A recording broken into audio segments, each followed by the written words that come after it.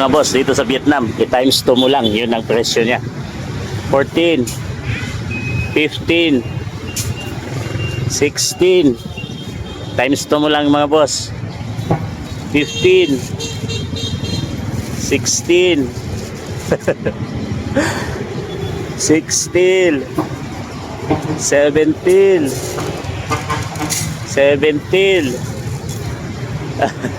Yung binili ko, tig 20 mga boss, 2 kilo. So may sukli pang 10. 17 mga boss, ang puti. Yan, 18. Yan mga boss, hindi NFT yan. Dito sa second layer. Ito, may ano, malagkit. 20. Yan mga boss, 20. Puti, 18, 500. Ang puti, 18, 500. 20. 20 mga boss, ang puti.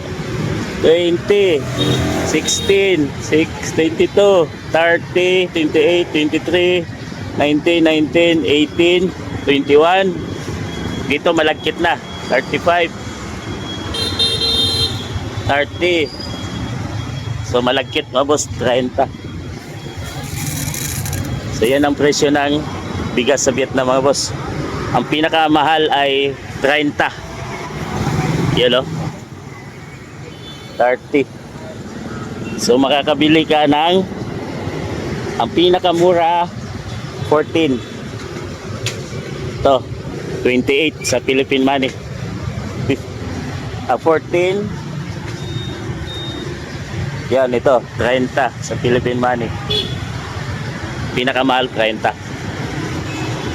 Yan yun, nakasako-sako na tig 5 bag at tig 5 kilo, 10 kilo. Yan yung mga presyo ng bigas sa Vietnam mga boss. Yung naglabasan na yan mga boss ay aming company. So yan yung gate mga boss. Tatawid ka lang, tawid ng kalsada mga boss. Ito na yung palengke. Ito na, yan ako bumili. So yan mga boss, ganun lang kalapit. Pag mamalengke ka, tawid lang ng kalsadang yan. Ito palengke na agad yung katapat. So yan yung mga worker na galing doon sa amin mga boss. Busy na sila sa uwian. Dito naman may supermarket katabi mga boss. So nandun yung bus station. Yan, pauwi ng mga province nila. Nandyan yung hospital dito. Kaya hindi mahirap kung mamalengke ka, tawid lang.